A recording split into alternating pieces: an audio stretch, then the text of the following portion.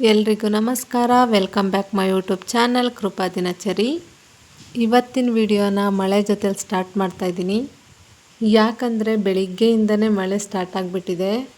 ಇದು ಮಳೆಗಾಲ ಆಗಿರೋದ್ರಿಂದ ಮಳೆ ಯಾವಾಗ ಬರುತ್ತೆ ಅನ್ನೋದೇ ಗೊತ್ತಾಗಲ್ಲ. ಮಕ್ಕಳನ್ನ ಸ್ಕೂಲಿಗೆ ಕಳಿಸೋ ಟೈಮ್ಗೆ ಮಕ್ಕಳು ಸ್ಕೂಲಿಂದ ಬರೋ ಟೈಮಿಗೆ ಕರೆಕ್ಟಾಗಿ ಮಳೆ ಬರುತ್ತೆ. ನಾನಿವತ್ತು ಒಂದು ಹೆಲ್ದಿಯಾಗಿರೋವಂತಹ ರೆಸಿಪಿನ ಮಾಡಿ ತೋರಿಸೋಣ ಅಂದ್ಕೊಂಡಿದ್ದೀನಿ. ಬನ್ನಿ. ನಾವು ಮಕ್ಕಳಿಗೆ ಹಾಲು ಕೊಡಬೇಕಾದ್ರೆ ಹಾಗೆ ಹಾಲು ಕೊಡಲ್ಲ. ಹೊರಗಡೆಯಿಂದ ಬೂಸ್ಟ್, ಹಾರ್ಲಿಕ್ಸ್, ಪೀಡಿಯರ್ಶೋರ್ ಈ ಥರ ಎಷ್ಟೊಂದು ಹಾಲಿನ ಪ್ರಾಡಕ್ಟ್ಗಳನ್ನ ಮಿಕ್ಸ್ ಮಾಡಿ ಹಾಲನ್ನ ಕೊಡ್ತಾ ಇರ್ತೀವಿ. ಅದ್ರ ಬದಲು ಹೆಲ್ದಿಯಾಗಿರೋವಂಥ ಮಿಲೆಕ್ಸ್ನ ಮನೇಲೇ ರೆಡಿ ಮಾಡ್ಕೋಬೋದು. ಇದಕ್ಕೆ ನಾವು ಶುಗರ್ ಎಲ್ಲ ಆ್ಯಡ್ ಮಾಡೋ ಹಾಗೆ ಇಲ್ಲ. ಸೊ ಹಾಗಾಗಿ ತುಂಬ ಹೆಲ್ದಿಯಾಗಿರುತ್ತೆ. ಯಾರೆಲ್ಲ ಫಿಟ್ನೆಸ್ ಮೇಂಟೈನ್ ಮಾಡ್ತಾ ಇರ್ತೀರ ಅವರೆಲ್ಲ ಇದನ್ನು ಯೂಸ್ ಮಾಡ್ಬೋದು. ಮತ್ತು ಪ್ರೆಗ್ನೆನ್ಸಿ ಇರೋರು ಕೂಡ ಇದನ್ನು ಯೂಸ್ ಮಾಡಿದ್ರೆ ತುಂಬ ಹೆಲ್ದಿಯಾಗಿರುತ್ತೆ. ಈ ಪೌಡರಿಗೆ ಬೇಕಾಗಿರೋದು ಬಾದಾಮಿ, ಕಲ್ಸಕ್ಕರೆ, ಮಕಾನ, ಪಂಪ್ಕಿನ್ ಸೀಡ್ಸ್, ಸನ್ಫ್ಲವರ್ ಸೀಡ್ಸ್. ಮೊದಲು ಬಾದಾಮಿನ ಸ್ವಲ್ಪ ಲೈಟಾಗಿ ಬಿಸಿ ಮಾಡಿಕೊಂಡು ಒಂದು ಮಿಕ್ಸಿ ಜಾರ್ಗೆ ಹಾಕ್ಕೊಂಡು ಈ ಥರ ಪೌಡರ್ ಮಾಡ್ಕೊಳ್ಳಿ. ಆಮೇಲೆ ಸನ್ಫ್ಲವರ್ ಸೀಡ್ಸ್ನ ಸ್ವಲ್ಪ ಬ್ರೌನ್ ಕಲರ್ ಬರೋ ಥರ ಬಿಸಿ ಮಾಡಿ ಸ್ವಲ್ಪ ತರಿಯಾಗಿ ಪೌಡರ್ ಮಾಡ್ಕೊಳ್ಳಿ.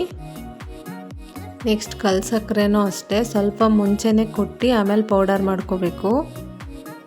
ಎಲ್ಲ ಸೀಡ್ಸ್ನು ತರಿಯಾಗಿ ರುಬ್ಬಿ ಪೌಡರ್ ಮಾಡಿಕೊಂಡು ಈ ಥರ ಒಂದು ಬೌಲಲ್ಲಿ ಹಾಕಿ ಎಲ್ಲನೂ ಪೂರ್ತಿ ಮಿಕ್ಸ್ ಮಾಡ್ಕೊಳ್ಳಿ.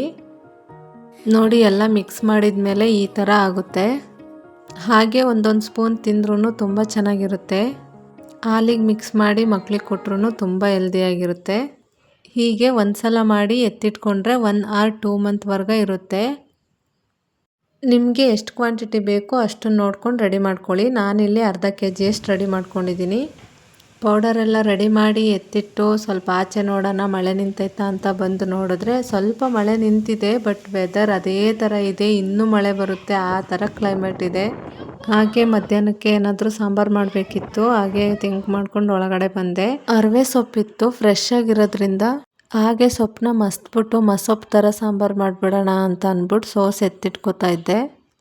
ಸೊಪ್ಪೇನೋ ಎಳೆಯದಾಗಿ ಚೆನ್ನಾಗಿತ್ತು. ಬಟ್ ಸೊಪ್ಪು ಸೋಸಬೇಕಾದ್ರೆ ಸೊಪ್ಪಿಗಿಂತ ಅದರಲ್ಲಿ ಬರೋ ಅಂಥ ವೇಸ್ಟೇಜೇ ಜಾಸ್ತಿ ಇರುತ್ತೆ. ಸ್ವಲ್ಪ ಸೊಪ್ಪಿದ್ರೆ ಅದ್ರ ಜೊತೆಲಿ ಬೇಡದೇ ಇರೋ ಕಳೆ ಮತ್ತು ಬೇರೆ ಥರ ಹುಲ್ಲು ಮತ್ತು ಕಡ್ಡಿ ಇದೇ ಜಾಸ್ತಿ ಇರುತ್ತೆ.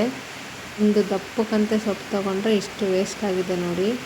ನಾನು ಸೊಪ್ಪಿನ ಮಸ್ತಿದ ಸಾರು ಮತ್ತು ಮಸೊಪ್ಪು ಸಾರು ಮಾಡೋದಕ್ಕೆ ಯಾವಾಗಲೂ ಈ ಥರನೇ ಮಾಡ್ತೀನಿ. ಕುಕ್ಕರ್ ತಗೊಂಡು ಸ್ವಲ್ಪ ಬೇಳೆನ ತೊಳ್ಕೊಂಡು ಹಾಕ್ಕೋಬೇಕು. ಅದಕ್ಕೆ ಎಷ್ಟು ಬೇಕು ಅಷ್ಟೇ ಬೇಳೆ ತಗೊಳ್ಳಿ. ಟೊಮೊಟೊ 2 ಕಟ್ ಮಾಡ್ಕೊಂಡಿದ್ದೀನಿ. ಸ್ವಲ್ಪ ಬೆಳ್ಳುಳ್ಳಿ, 4 ಒಣಮೆಣ್ಸಿನ್ಕಾಯಿ ಹಾಕ್ತೀವಿ ನಾವು ಟೇಸ್ಟ್ ಚೆನ್ನಾಗಿರುತ್ತೆ ಅಂತ. ಸ್ವಲ್ಪ ಈರುಳ್ಳಿ. ನಾನಿಲ್ಲಿ 1 ಟೈಮ್ಗಷ್ಟೇ ಸಾಂಬಾರು ಮಾಡ್ಕೊಳ್ಳೋದ್ರಿಂದ ಎಷ್ಟು ಬೇಕು ಅಷ್ಟೇ ಸ್ವಲ್ಪನೇ ಆ್ಯಡ್ ಮಾಡ್ಕೊತಾ ಇದ್ದೀನಿ. ಅದೆಲ್ಲ ಆ್ಯಡ್ ಮಾಡ್ಕೊಂಡ್ಮೇಲೆ ಅರವೆ ಸೊಪ್ಪನ್ನ ತೊಳೆದು ಇಟ್ಕೊಂಡಿದ್ದೀನಿ ಫ್ರೆಶ್ಶಾಗಿ. ಮಸೊಪ್ಪು ಸಾಂಬಾರಿಗೆ ಅರವೆ ಸೊಪ್ಪು, ಚಿಕ್ಕಿ ಸೊಪ್ಪು, ಮೆಂತ್ಯ ಸೊಪ್ಪು, ಪಾಲಕ್ ಸೊಪ್ಪು ಎಲ್ಲ ಆ್ಯಡ್ ಮಾಡಿ ಮಾಡ್ತಾರೆ, ಚೆನ್ನಾಗಿರುತ್ತೆ.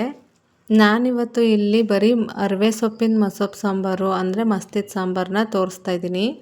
ನಮ್ಮ ಕಡೆ ಅರವೆ ಸೊಪ್ಪನ್ನ ಕೀರೆ ಸೊಪ್ಪು ಅಂತ ಕರೀತಾರೆ. ನಾವು ಚಿಕ್ಕವರಿದ್ದಾಗ ಕೀರೆ ಸೊಪ್ಪನ್ನ ಮನೆಯಿಂದನೇ ಊರುಗಳಲ್ಲಿ ತೋಟ ಮಾಡಿಕೊಂಡು ಬೆಳೀತಾಯಿದ್ರು. ಆವಾಗ ನಮ್ಮ ಅಜ್ಜಿಯವರೆಲ್ಲ ಸೊಪ್ಪು ಕುಯ್ಯಕ್ಕೆ ಹೋದಾಗ ಅವ್ರ ಜೊತೆ ನಾವು ಹೋಗ್ತಾಯಿದ್ವಿ. ಮೀನಿನ ತಲೆಲುವೆ ಕೀರೆ ಗೆಡ್ಡೆಲು ತುಂಬ ಪೌಷ್ಟಿಕಾಂಶ ಐತೆ ಅಂತ ಹೇಳ್ತಿದ್ರು.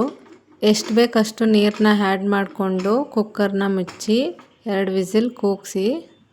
ವಿಸಲ್ ಹೋದ್ಮೇಲೆ ಮಸ್ತಿದ ಸಾರು ಮಾಡಬೇಕು ಅಂತಂದರೆ ಸ್ವಲ್ಪ ಬಿಸಿ ಆರಬೇಕು. ಅದಕ್ಕೋಸ್ಕರ ಒಂದು ಪ್ಲೇಟಲ್ಲಿ ಎಲ್ಲನೂ ಆರಕ್ಕಿಡೋಣ. ಆರಕ್ಕಿಟ್ಟು ಮಸ್ತು ಒಗ್ಗರಣೆ ಹಾಕಿದ್ರೆ ಮಸೊಪ್ಪು ಸಾಂಬಾರು ರೆಡಿ. ಇನ್ನು ನನ್ನ ಮಗ ಸ್ಕೂಲಿಂದ ಬರೋ ಟೈಮ್ ಆಗಿತ್ತು. ಅವನ್ನ ಕರ್ಕೊಂಡು ಬರೋಣ ಅಂತ ಹೋಗ್ತಾಯಿದ್ದೆ. ಆಲ್ರೆಡಿ ವ್ಯಾನಿಂದ ಇಳಿದು ಬರ್ತಾಯಿದ್ದ. ಮಧ್ಯಾಹ್ನ ಸ್ಕೂಲಲ್ಲಿ ಊಟ ತಿಂದಿರಲ್ಲ ಸರಿಯಾಗಿ. ಇವಾಗ ಒಂದು ಸ್ವಲ್ಪ ಊಟ ತಿನ್ನಿಸಿ ಅವನಿಗೆ ಹೋಮ್ವರ್ಕ್ ಎಲ್ಲ ಮಾಡಿಸ್ಬೇಕು. ಪ್ರತಿದಿನ ಇದೇ ಥರ ನನ್ನ ರುಟೀನ್ ಹೋಗ್ಬಿಡುತ್ತೆ. ಸಾಯಂಕಾಲ ಆಗೋದೇ ಗೊತ್ತಾಗಲ್ಲ. ಇವತ್ತಿನ ನನ್ನ ದಿನ ಈ ರೀತಿ ಇತ್ತು. ಓಪ್ಸ್ ನಿಮ್ಮ ದಿನವೂ ಚೆನ್ನಾಗಿತ್ತು ಅಂತ ಅನ್ಕೋತೀನಿ. ನಮ್ಮ ವಿಡಿಯೋ ಇಷ್ಟ ಆದರೆ ಲೈಕ್ ಮಾಡಿ, ಶೇರ್ ಮಾಡಿ, ಕಮೆಂಟ್ ಮಾಡಿ. ನೆಕ್ಸ್ಟ್ ವಿಡಿಯೋದಲ್ಲಿ ಸಿಗೋಣ. ಅಲ್ಲಿವರೆಗೂ ಸರ್ವಂ ಶಿವಮಯಂ.